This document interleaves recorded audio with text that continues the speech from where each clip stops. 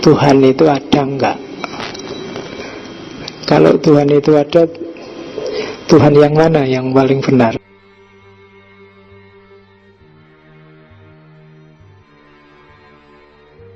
Argumen adanya Tuhan. Tapi itu pun nanti juga, karena selalu saya bilang produknya akal manusia itu tidak ada yang tidak bisa dibantah. Jadi ini nanti banyak sekali argumen juga dibantai sendiri antara para filosof. Dan kamu nanti jangan kaget. Dan ini bukan kajian tasawuf, bukan kajian teologis. Kalau kajian tasawuf, kajian teologis itu kan kalian terima dengan wow, karena luar biasa, ada mukjizat-mukjizatnya, ada karomah-karomahnya. Kalau kajian tasawuf, kalau kajian teologis, kalian menerimanya kan sambil mengkerut. Itu aliranku apa aliran yang lain, itu kan mesti gitu. Itu kalau teologi. Kalau filsafat, tidak peduli aliran, tidak peduli wow, masuk akal atau enggak. Parameternya cuma itu. Makanya nggak usah kaget, nggak usah gelisah kalau ada bantahan-bantahan terhadap yang selama ini kalian yakini itu bukti rasionalnya Tuhan. Ternyata juga nanti bantahannya banyak. Meskipun jawaban-jawaban juga banyak, tapi tampilnya pasti tidak hari ini, nanti setelah Idul Fitri. Hari ini kalian perlu kenal yang gelap-gelap dulu, yang terang besok. Karena salah satu, kalau kalian merasa sedang mencari cahaya, bekal paling penting untuk kalian bisa nemu cahaya, kalian harus bisa mengenali kegelapan. Kalau kalian masih belum bisa membedakan mana gelap, mana terang, kalian gak akan bisa ketemu cahaya. Rumusnya itu. Apalagi hari ini, yang gelap dan yang terang kan campur. Nah, itu kalau ilmumu tidak lengkap, itu kamu anggap cahaya padahal itu gelap. Kita masuk sekarang ke tema ini. Argumen logis adanya Tuhan. Ini juga temanya juga sedang mengobrak-abrik konsep ketuhanan. Oke, bismillah. Meskipun ngajinya anti Tuhan, tapi bismillah. Ini kita sedang membuktikan sedalam-dalamnya bahwa akal kita memang terbatas. Jadi kalau Nabi wanti-wanti, tafakkaru fi khalqillah wala tafakkaru fi dzatillah, itu to some extent di level tertentu memang ya mungkin kamu nggak perlu menghabiskan energi di situ. Bukan karena sesatnya, tapi kamu capeknya, yang akhirnya juga nggak ketemu juga. Oke, bismillah.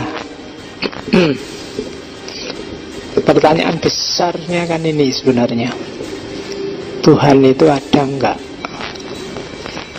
Apalagi kalau dilanjutkan, kalau Tuhan itu ada, Tuhan yang mana yang paling benar? Itu lebih pening lagi kamu. Tapi pertanyaannya ini dulu. Dan itu argumen yang paling dikenal. Ada 1, 2, 3, 4, 5 sebenarnya. Cuma itu tak tambahi yang beberapa kalian sudah kenal.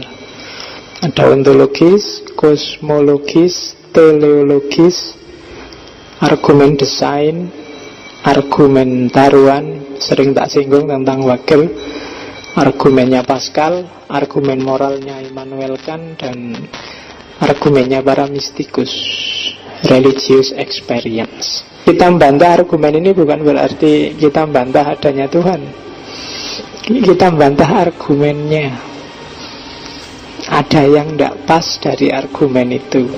Yaitu kalau dikategorikan ada 2. Yang pertama argumen a priori, yang kedua argumen a posteriori. Kalau a priori itu permainan akal saja, kalau a posteriori itu didasarkan pada pengalaman. Makanya orang yang tidak mau lihat kenyataan, idealisme aja yang dipegang, merasa benarnya sendiri terus-terusan, itu biasanya sering disebut orang yang a priori. Oke. Kalau a posteriori itu berdasarkan pengalaman. Nah, pikiran yang mempertimbangkan kenyataan itu a posteriori. Kalau di Immanuel Kant, pernyataan yang bisa diterima itu jenisnya sintesis a priori bisa, atau analitik a posteriori. Tapi yang paling dikenal yang sintetik a priori, berdasarkan pengalaman terus diolah oleh akal. Jangan analitik a priori. Analitik a priori itu biasanya pernyataan yang cuma bulat, dari akal ke akal. Itu yang bahasa Jawane akal-akalan. Itu analitik a priori. Kelihatannya masuk akal, tapi itu sebenarnya a priori, hanya dibulat-bulatkan aja argumennya. Argumen kosmologis isinya dua. Yang pertama argumen Veskos, kalian pasti sering dengar ini. Yang kedua argumen kontingensi, jenisnya a posteriori seperti disebut sebelumnya. Jadi argumen Veskos bahwa semuanya ada sebabnya dan Tuhan adalah sebab yang pertama. Kemudian yang kedua argumen kontingensi, kayak ilmunya Ibnu Sina yang bilang ada wajibul wujud, ada mumkinul wujud. Itu dua jenis argumen kosmologis. Disebut kosmologis karena argumen ini melihat kenyataan yang ada di alam semesta. Yang satu melihat segalanya ada sebabnya, yang satu melihat bahwa segalanya itu sifatnya mungkin, tidak ada yang wajib. Nah, ini dua pernyataan besar yang kelihatannya ketika kita kemarin masuk di filsafat Islam, masuk di filsafat Yunani, beberapa filosof barat, ini kan sangat rasional.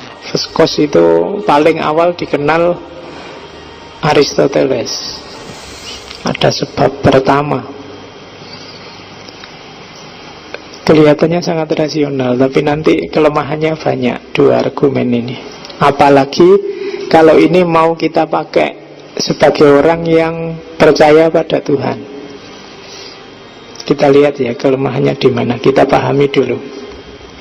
Yang pertama Veskos, argumen kosmologis jenis pertama. Rentetan logikanya kan itu diawali dari premis segala sesuatu itu pasti ada sebabnya. Jadi diasumsikan nggak ada satupun hal di dunia ini yang nggak ada sebabnya. Segalanya wis, mungkin termasuk lahir batin. Apapun yang kamu alami, yang kamu miliki sekarang ada sebabnya, tidak ada yang ujuk-ujuk. Terus kedua, tidak ada satu hal pun yang jadi sebab bagi dirinya sendiri. Sebab itu selalu di luar musabab. Nah, terus ada lagi premis ketiga. Premis ketiga, tidak mungkin ada tapi rangkaian sebab akibat yang tanpa akhir. Tidak mungkin ada sebab akibat yang tanpa akhir. Nah, oleh karena itu dari premis 1, 2, 3 disimpulkan pasti ada sebab yang paling awal. Sebab pertama ini harusnya kan dia tidak punya yang bikin dia ada, tidak ada yang menyebabkan dia ada. Jadi kalau tadi ada rangkaian sebab akibat, dia yang paling pertama. Ya namanya pertama kan nggak ada lagi. Kalau masih ada lagi, nanti sebabnya ada lagi, tasalusul lagi tanpa akhir. Dan itu akal mustahil bisa begitu, katanya akal. Nah, kalau sebab yang pertama ini kita anggap Tuhan, kita kan selalu begitu. Tuhan sebab pertama itu ya Tuhan, berarti ya Tuhan memang ada. Jadi segala sesuatu pasti ada sebabnya. Tidak ada sesuatu yang jadi sebab bagi dirinya sendiri. Yang ketiga, tidak mungkin ada rangkaian sebab akibat tanpa akhir. Yang keempat, berarti ada sebab pertama yang tidak disebabkan. Karena kalau dia ada yang bikin dia, ya berarti ada sebab lagi, belum pertama. Yang sebab ini mungkin yang pertama, tapi kok masih ada lagi, ya terus, berarti belum pertama. Dan harus ada berhentinya. Kalau nggak ada berhentinya, nggak masuk akal. Dan kalau kita sebut yang pertama itu sebagai Tuhan, berarti ya Tuhan itu ada. Oh, ini kan argumen luar biasa. Kalau saya berhenti di sini, bagi kamu ini argumen yang sempurna.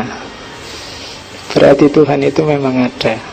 Nah, kritik terhadap argumen ini adalah, coba perhatikan, dari urutan logik itu ada premis yang kontradiksi, yaitu premis kedua dan premis keempat. Tadi katanya nggak ada satu hal pun yang menjadi sebab bagi dirinya sendiri. Tapi kok di 4 jadi berubah? Ternyata ada toh.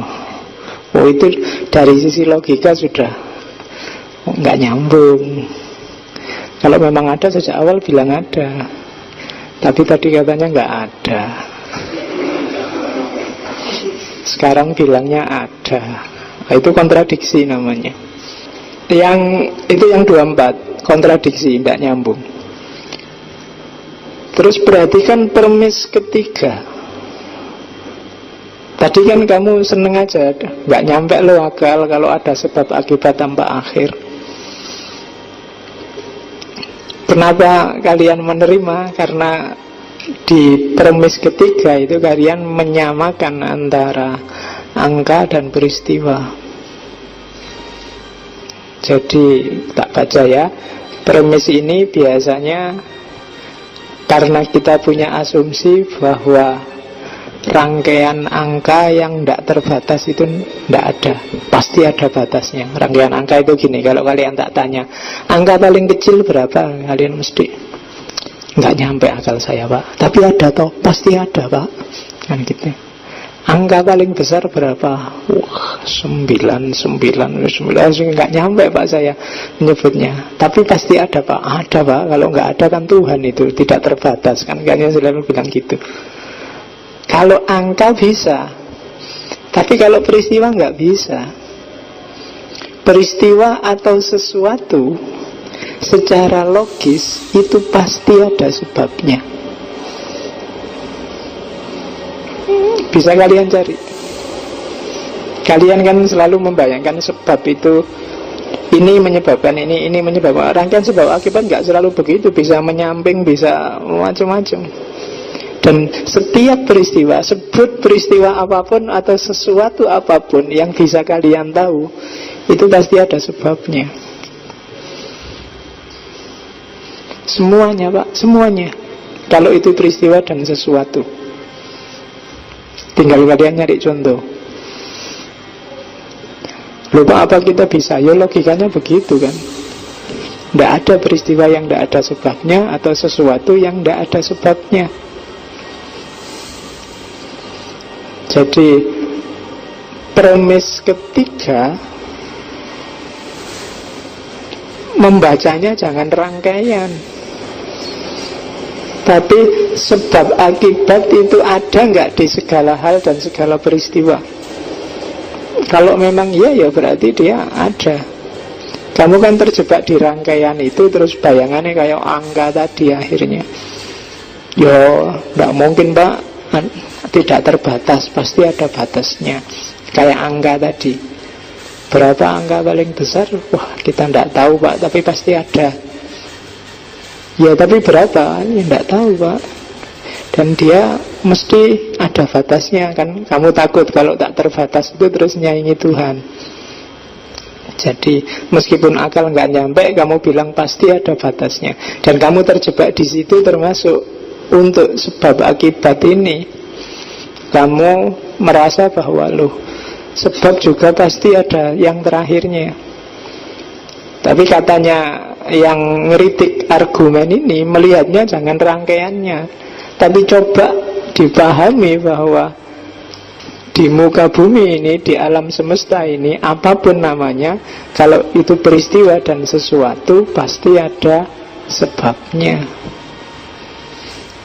Tinggal kalian nyari sakapoe contoh wis sebanyak mungkin, pilih sendiri yang kalian mampu menyebut sesuatu. Jin pak, setan pak, ada dari mulutmu tadi. Loh, kan paling gampang itu. Kamu yang bikin dia eksis. Jadi peristiwa apapun, momen apapun, ada awalnya pasti. Tidak harus ada rangkaian terakhirnya. Makanya nanti dibuka lagi ketika ketemu Derrida bahwa petanda transendental itu tidak ada. Seandainya ada rangkaian sebab pun, ya pasti nanti muternya tetap di dunia ini. Tidak bisa tiba-tiba muternya ke atas sana. Itu nanti didukung oleh Darwin dan kawan-kawan. Termasuk lahirnya alam semesta ini kan ketemunya Big Bang ternyata, bukan kun fayakun. Atau jangan-jangan kun fayakun itu kalau di bahasa barat kan jadi Big Bang itu. Nah, kan ada yang nafsirkan gitu. Ya monggo, tidak apa-apa. Tapi argumen first cause ini, bantahan keduanya itu. Bantahan ketiganya, bagi kalian yang meyakini Tuhan hanya satu, jangan salah, argumen ini bisa membawa Tuhan jadi 10 loh, Tuhan jadi 20 loh. Kenapa? Siapa yang menjamin sebab itu cuma satu? Misalnya ada deh sebab pertama itu beneran, tapi apa jaminan di sini? Kan di logika ini nggak ada jaminan terus sebab pertama itu hanya satu. Ya kan, sopo ngerti. Oh ini sebab, kalau manusia ujungnya yang jadi sebab pertama ini. Ini kalau hewan ujungnya sebab pertama itu, mungkin gitu. Wong komposisi logiknya seperti itu, tidak mengarah pada satu sebab. Dia bisa jadi banyak sebab. Jadi sebab pertama itu ada tapi jumlahnya 2 misalnya. Yang satu sebab dari semua kebaikan, yang satu sebab dari semua kejahatan misalnya. Atau sebabnya banyak sesuai urusannya. Kalau urusan laut-laut ya sebabnya dewa laut, kalau urusan angin-angin ya dewa angin, kalau urusan udara-udara ya dewa udara misalnya. Bisa kayak gitu. Jadi yang monoteis tidak perlu GR pakai argumen ini, karena bisa jadi argumen ini bisa juga dipakai orang kafir yang kamu sebut politeis, atau orang Zoroaster yang dualis. Jadi itu bantahan ketiga. Bantahan keempat, argumen ini tidak menyebut sama sekali sifat Tuhan, karakter Tuhan. Jadi Tuhan yang kayak gimana ya tidak tahu. Bantahan kelima, kalau kalian pakai argumen ini, maka kalian akan seperti orang barat di awal pencerahan, deistik. Jadi Tuhan itu kayak tukang buat jam. Jadi dia menciptakan, menyebabkan sesuatu yang pertama. Setelah itu kan barang selanjutnya akan disebabkan oleh yang pertama ini tadi. Barang kedua disebabkan yang pertama, barang ini disebabkan lagi. Jadi Tuhan sudah nggak ikut cawe-cawe. Jadi kalau pakai kayak gini, begitu menciptakan, menyebabkan sesuatu yang pertama, Tuhan nganggur sudah, nggak ngapa-ngapain, pensiun dia. Karena yang lain kan disebabkan, yang sudah jadi itu terus, dari sebab-sebab terus. Jadi cukup kun sekali, ya, yang lain urusan dewe, sudah ada aturannya. Jadi kalau pakai argumen ini jatuhnya deistik. Yang deistik itu nanti ujungnya bisa sekularistik, kemudian transisinya namanya agnostik, akhirnya jadi ateis. Nggak ada gunanya punya Tuhan. Kan gitu kemarin. Ini prosesnya agak tak balik aja. Tak awali dari ateisnya dulu.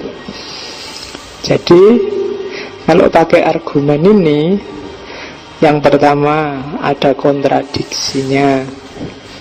Yang kedua, ada yang tidak punya dasar, premis ketiga. Yang ketiga, Tuhannya bisa banyak. Yang keempat, Tuhannya nggak jelas kayak gimana, pokoknya ada gitu aja. Dan yang terakhir, jatuhnya jadi deistik. Nah, itu kelemahannya argumen first cause.